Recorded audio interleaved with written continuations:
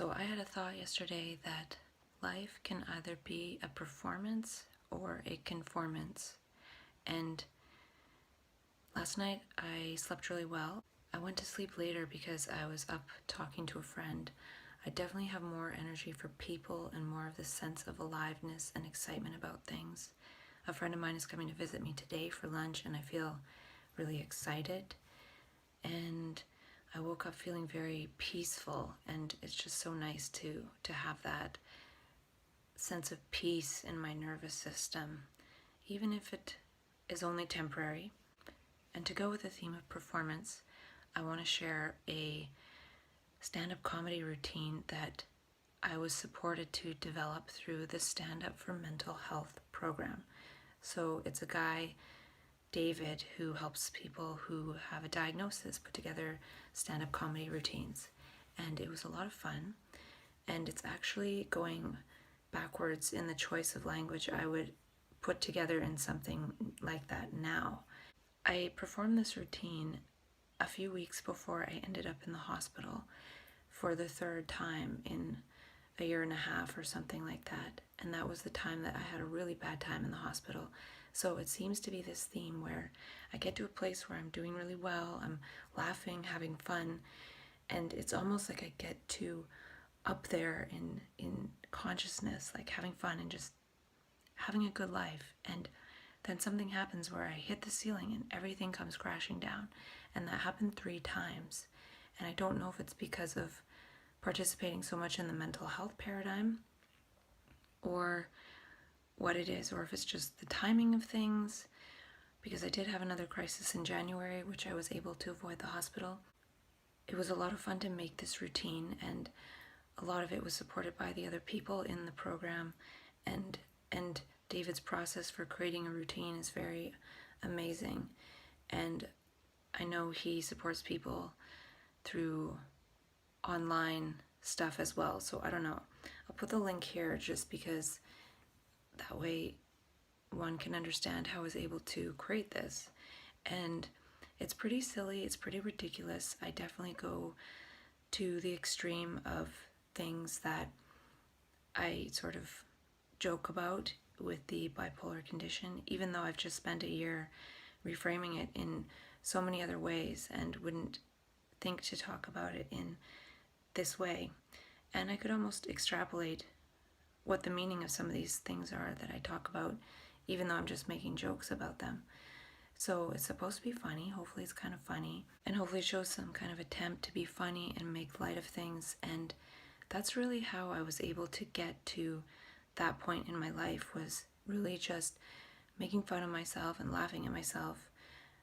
After I first was labeled and I was in supported housing, I just laughed with my roommates and with the people at the clubhouse and with the workers at the clubhouse, and I really laughed my way through it, and it was so much fun. And after 3.5 years of fun and doing so many of the different programs in the mental health system, I decided to start working in the system as a peer support worker, and that's when things went downhill for me, as well as I went off my meds and then went back on. So it kind of like destabilized me in a way, but I'm actually grateful for that destabilization because I've learned so much through the process, and it wouldn't have led to me eventually deciding that I have to actually move away from the mental health system and their treatments because of how it's just not working for me anymore. And I don't think it was meant to work for me forever. So here I am, not taking meds at this point. And at this time, I really do want to invite the spirit of laughter back into my life, and maybe just laughing, not necessarily in a reaction to finding myself in an unbelievable situation, diagnosed with a mental illness and having to move through this paradigm that from day one I didn't want to take the meds, but I really decided to go through the whole journey, and I've learned so much along the way. And it's not over by any stretch of the imagination, but I'm just wanting to go from sharing all those clips that were kind of scary and things with that psychosis video, and go into sharing this video of me just being ridiculous and silly and And I remember when I started doing the Stand Up for Mental Health program, it was sort of an attempt to find my laughter again, because after working for 2 years in the mental health system as a peer support worker at that point, I was finding things not funny anymore. It was easy for me to laugh my way through my own personal recovery journey for that first 3.5 years when it was just me exploring and doing things in the mental health system. But as soon as I was exploring supporting others on their journey, I realized that most people didn't have this funny journey that I was able to somehow stumble into.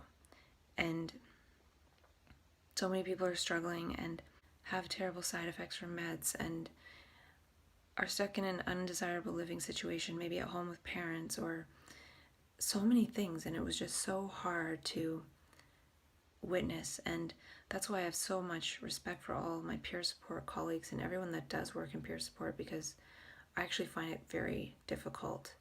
And the self-dialogue has been a way for me to support myself, to kind of be my own peer support worker and support myself to move away from the system.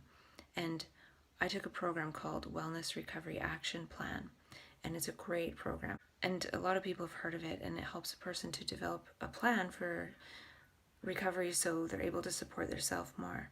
Well, I was thinking of how this self-dialogue in a way has been part of my wrap-up plan. Not just wrap, but wrap getting out of the limiting situation that the mental health system can put us in. And maybe wrap up stands for something else. Maybe the up stands for unlimited potential. So, Wellness Recovery Action Plan, unlimited potential. I'm not trying to steal the language, but I like to just make plays on words. And I'm not actually going to develop something called wrap up, but it just kind of hit me that there's this wrap plan for people in mental health, but what about having a plan that is to help somebody wrap up their time in the mental health system and actually completely move out of it? And if one has a wellness plan after the fact, it's just to live in one's potential and possibilities and the beauty of life, and not refer back to, oh, but this might be a symptom. Oh, but this means I have to do this in reaction to the fact that I have this condition or something. So yeah, this is sort of part of my wrap-up plan, is to wrap up talking about mental health as the main theme. Of course, it'll still come into play, and hopefully it'll just come into play, and it'll be a play, and life will be a play, and laughter will come back into my life somehow, and maybe I'll be able to laugh my way away from this me structure that still easily could come back in. And that's why I've talked so much about death and things lately, just to sort of really be ready for that possibility that that energy could come in to really make me fear death or feel like I'm dying or something. So I want to share a little bit of positive stuff related to mental health, and not too much, because I don't want to go on and on about it. And if anyone wants to hear anything, someone can always just get in touch with me and whatever. But I'm really grateful for everybody in mental health, and it's not about the people in the system. People are so awesome and amazing and well-meaning. It's more about the system that would just indiscriminately put people on meds and sort of keep them in a chemical straitjacket for their entire life if they just acquiesce to that. And I don't acquiesce to that at all. And so I've moved myself to this place outside of that, and that's why I'm just wanting to share a few things from myself to myself and say goodbye to that, invite this other voice, invite laughter, invite playfulness, invite beauty, invite possibility. And I've talked about wanting to start some kind of project and calling it the Peer Potential Project. And it could just be Peer Potential. The company is Peer Potential, P-E-E-R. We're all peers, and peer still refers to mental health in a way, even though it's not necessarily a word for mental health, but it has that connotation. But it could be good to still have some kind of connotation so people know what they're looking for or recognize it if they see it. I don't know. And again, it could be one thing and then turn into another completely. We could start off as peers and turn into just pure potential, Pure, and go from peers to just being purely ourselves. And maybe self-dialogue might play a role in someone else's life for that. And I was thinking about how we give so much time to entertainment, we give so much time to so many things, or if we think about relaxing and spending time with ourselves, we just lay and read a book, or just lay and do nothing, and we never really spend that much time developing a relationship with ourselves and really trying to communicate with ourselves and bring that into the manifest where it's easier to see and make sense of. So this process could be really giving oneself the time of day and time in the day. And it could be that some of us who go into a crisis really need to develop this relationship with ourselves, or missed out on developing this relationship with ourselves due to factors in life, and putting in this kind of time to really do that, even if it's later on in life, could be helpful. So this could be sort of mending something that I moved away from through life. So I don't know if the process will continue forever or if it needs to, but for now, this is me to myself, and it's just a process for myself, and just inviting people to have a relationship with themselves if it resonates, not saying that's what anyone has to do. So it's not about any of the things I've said to myself or meanings or instructions. There's none of that. It's just when we have a relationship with ourselves, we can be creative in that relationship with ourselves, and what comes out has meaning, but ultimately I feel like these meanings are still limited. They still have no meaning.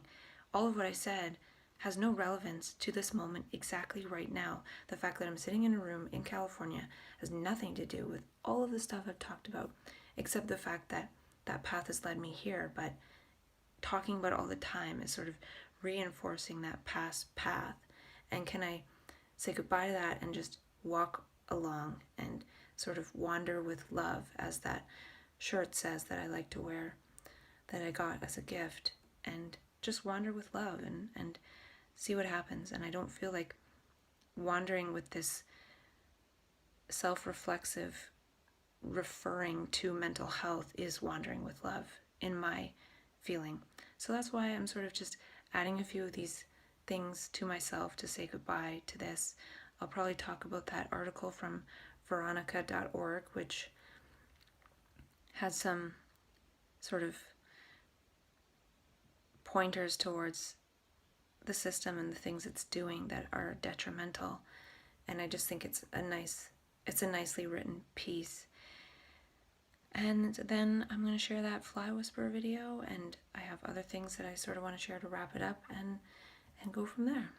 So I hope you enjoy this comedy video, and full credit to the Stand Up for Mental Health program. It was a lot of fun performing that. I might actually perform the routine in August, or do something different, or not perform at all. We'll see how things go. And if something happens where I have some kind of crisis and things just aren't funny anymore, I don't think I will be performing that in August. So who knows? I really don't know. And there's a power of I don't know, and just keep on creating and see what happens.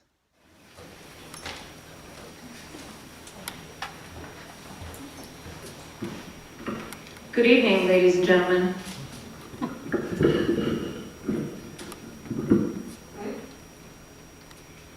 It's been 5 years since I was diagnosed with a mental illness, and sometimes I question my sanity.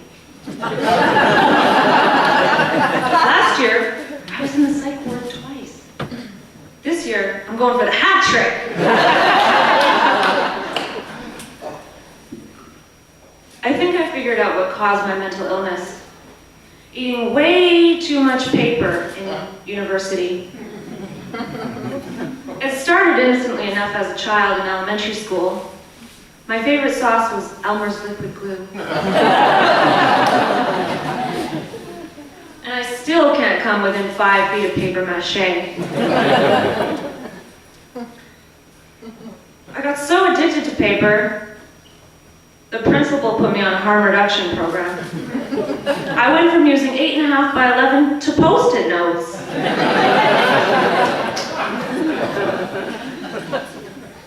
When I had psychosis for the first time, the TV kept telling me I was going to die. And that's a pretty weird thing to hear from Mr. Clean. Then again, his biceps are insane. In the psych ward, they put me on antipsychotics and I gained 50 pounds in 2 months. Who knew crayons were so fat? I finally lost the weight when I relapsed on paper. There are certain things in life you have to be mentally ill to know. Like how to paint a fecal wall mural in the isolation room.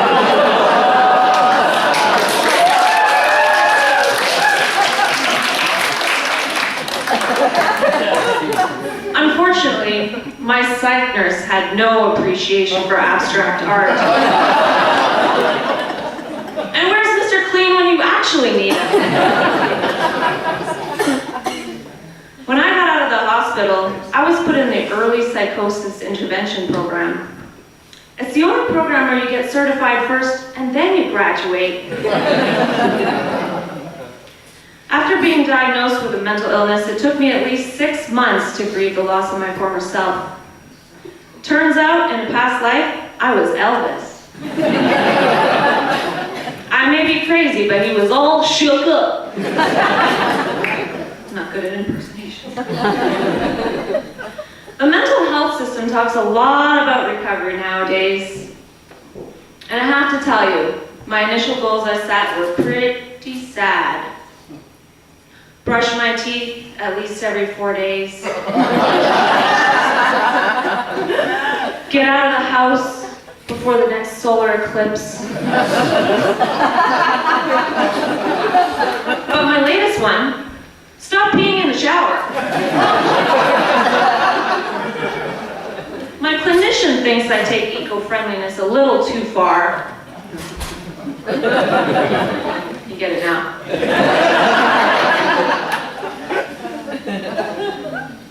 One of the many benefits of outing myself as bipolar is I can say outrageous things like, "There's no such thing as death!" And people just laugh and brush it off because they know I'm unique. But their expression changed when I pull out my axe. Man, that stuff really stinks.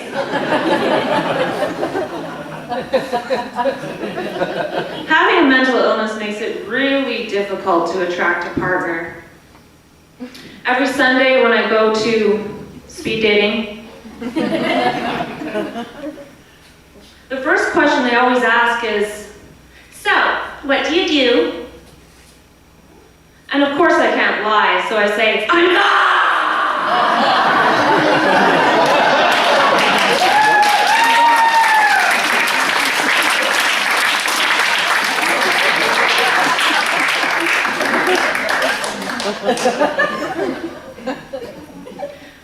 Can you believe this one creeper said, "I've been searching for you"?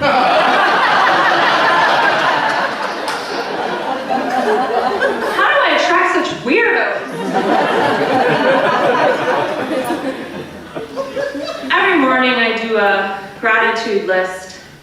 I'm grateful for my mom, my dad, my brothers, my sisters, lithium, Zoloft, and on occasion, Seroquel.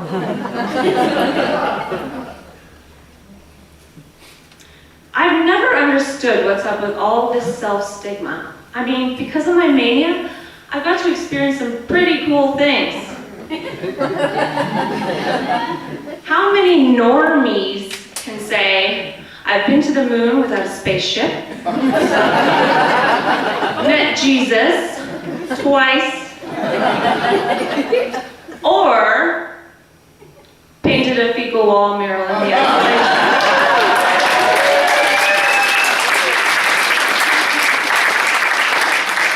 Hi, Mom. Hi, Dad. hallucinating, I see an opposite reality. Like yesterday morning, I saw a dog pick up his owner's poop. Where's Miss Seroquel? When I'm manic, I feel like I have to save the world. I give money away to homeless people, smile at grumpy strangers.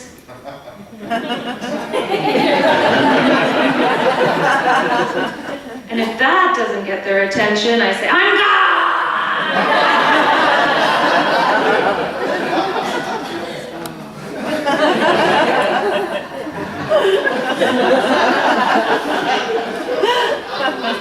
Unfortunately, my psychiatrist didn't think so. And don't worry, I'm on medication for all this stuff.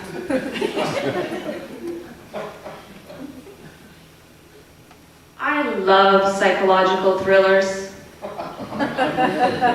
My favorite one of all time? The Sound of Music. I mean, it's pretty psycho when she says, "The hills are mine!"